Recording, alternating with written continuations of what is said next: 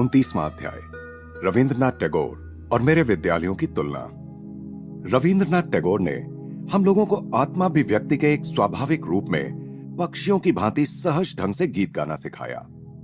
एक दिन प्रातःकाल जब मैंने रांची के अपने विद्यालय के एक 14 वर्षीय छात्र भोलानाथ के सुरीले गायन की प्रशंसा की तो उसने यह बात बताई। बीच बीच में वह गाता ही रहता था, चाहे उसे कोई गाने के लिए कहे या ना कहे, बस सुरीली तानों की झड़ी लगा देता था। मेरे विद्यालय में आने से पहले वह रविंद्रनाथ टैगोर के बोलपुर स्थित सुप्रसिद्ध शांति निकेतन विद्यालय का छात्र रहा था। मैंने उससे कहा, रविंद्रनाथ के गीत बचपन से मेरे होठों पर रहे हैं। सारे बंगालियों को, यहां तक कि अनपढ़ किसानों को भी उनकी मनोहारी कविताओं में आनंद आता है। भोला ने और मैंने साथ साथ टैगोर के कई ध्रुव पद गाए। उन्होंने हजारों भारतीय गीतों को संगीत में ढाला है, जिनमें से कुछ तो उनकी अपनी रचनाएं हैं और कुछ प्राचीन गीत हैं। हमारा गायन समाप्त होने के बाद मैंने कहा, साहित्य के लिए रविंद्रनाथ को नोबेल पुरस्कार मिलने के शीघ्र बाद ही मैं उनसे मिला था। मुझे उनसे मिलने की इच्छा इसलिए हो रही थी कि अपने साहित्य के आलोचकों से निपटने में स्पष्टवादिता का उनका साहस मुझे बहुत अच्छा लगता था। यह कहकर मैं हंस पड़ा। भोला का कुतूहल जाग उठा। उसने पूरी कहानी सुनने की उत्सुकता प्रकट की। मैंने बताना शुरू किया। बंगाली काव्य में नई शैली लाने के लिए विद्वानों ने टैगोर की कटु आलोचना की। उन्होंने पंडितों को अत्यंत प्रिय लगने वाले निर्धारित नियमों को ठुकराकर लोक भाषा की पदावली को शास्त्रीय पदावली के साथ मिला दिया। उनके गीतों में मन को छू लेने वाले शब्दों में गहन दार्शनिक सत्य होता है। प्रचलित साहित्यिक ढंग की उन्होंने कोई परवाह नहीं की। एक प्रतिष्ठित समालोचक ने अत्यंत द्वेष के साथ यह कहते हुए रविंद्रनाथ का उल्लेख किया, अपनी गुटरगू को छापकर 1 रुपए में बेचने वाला कपोत कवि। किंतु टैगोर को भी अपना बदला लेने का अवसर जल्दी ही मिल गया। अपनी गीतांजलि का उन्होंने स्वयं ही जब अंग्रेजी में अनुवाद किया तो संपूर्ण पाश्चात्य साहित्यिक जगत ने उनके चरणों में अपने श्रद्धा सुमन अर्पित कर दिए। एक पूरी रेलगाड़ी भरकर पंडित, जिनमें एक समय के उनके आलोचक भी शामिल थे, उनका अभिनंदन करने के लिए शांति निकेतन पहुंचे। जानबूझकर उन्हें काफी देर तक बिठाकर रखने के बाद ही रविंद्रनाथ उनसे मिले और फिर निर्विकार भाव से मौन रहकर उनकी प्रशंसा सुनते रहे। अंततः आलोचना के उनके ही प्रचलित अस्त्र को उन्होंने उन्हीं की ओर मोड़ दिया। उन्होंने कहा, सज्जनों, आप जिन गौरव सुरभियों की वर्षा यहां मुझ पर कर रहे हैं, उसमें आपकी गतकालीन घृणा की दुर्गंध भी विसंगत रूप से मिली हुई है। मेरे नोबेल पुरस्कार मिलने और आप लोगों की प्रखर प्रशंसात्मक बुद्धि के अचानक जागृत होने के बीच कहीं कोई संबंध तो नहीं। मैं तो अभी भी वही कवि हूं जिसने आप लोगों को तब बड़ा ही नाराज कर दिया था जब मैंने प्रथम बार बंगाल मंदिर में अपने विनम्र काव्य सुमन अर्पित किए थे। समाचार पत्रों ने टैगोर द्वारा सुनाई गई निर्भीक फटकार का वृतांत प्रकाशित किया। चापलूसी से सम्मोहित न हुए उस पुरुष के स्पष्टवादी शब्द मुझे बहुत पसंद आए। कोलकाता में रविंद्रनाथ के सेक्रेटरी श्री C.F. एंड्रूज ने मेरा उनसे परिचय करा दिया। मैं जब वहां गया तो श्री एंड्रूज केवल एक बंगाली धोती पहने हुए थे। वे टैगोर का उल्लेख प्रेम से गुरुदेव कहकर करते थे। रविंद्रनाथ ने शिष्टता पूर्वक मेरा स्वागत किया। उनके व्यक्तित्व से मनमोहकता, सुसंस्कृतता एवं शालीनता निःसृत हो रही थी। उनकी साहित्यिक पृष्ठभूमि के बारे में मेरे प्रश्न का उत्तर देते हुए उन्होंने बताया कि वे मुख्यतः हमारे धार्मिक ग्रंथों तथा 14वीं शताब्दी के एक लोकप्रिय कवि विद्यापति से प्रभावित रहे हैं।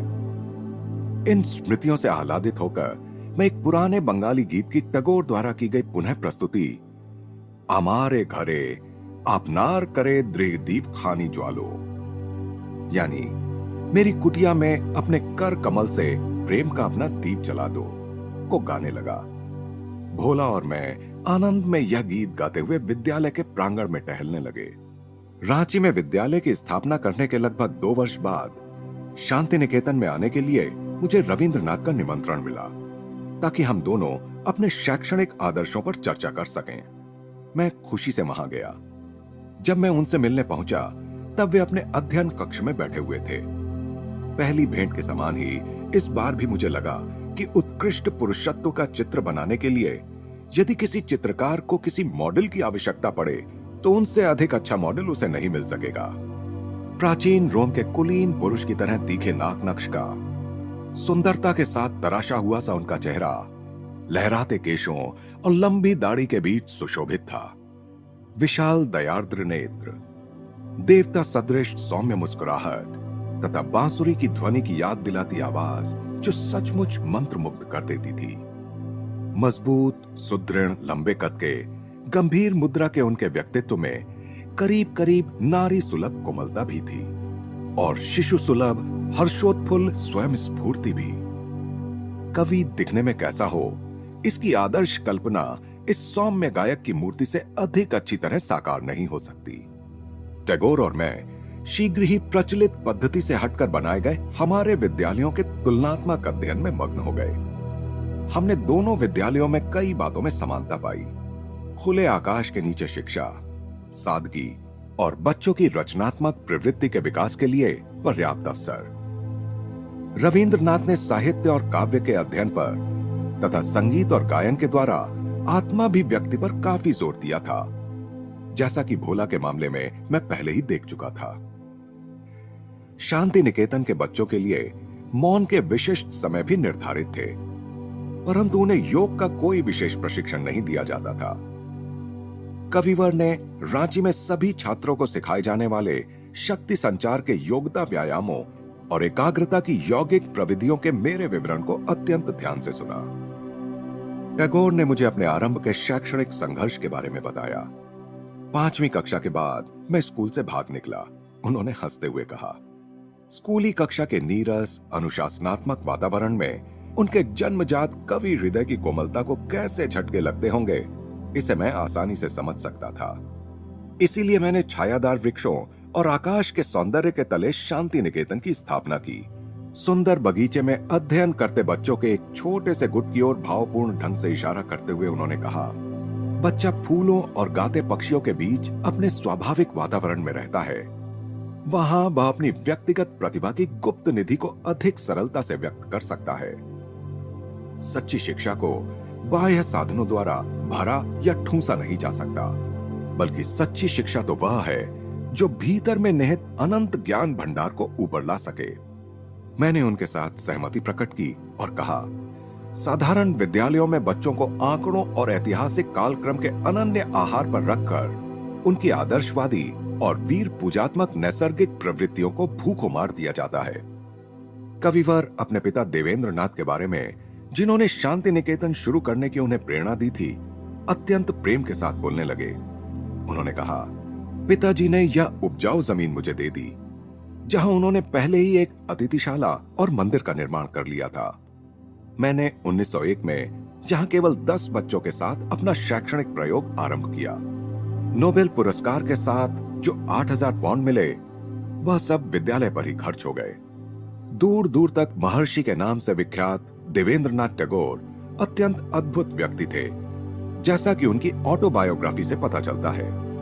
अपनी युवावस्था के 2 वर्ष उन्होंने हिमालय में ध्यान धारणा में व्यतीत किए थे।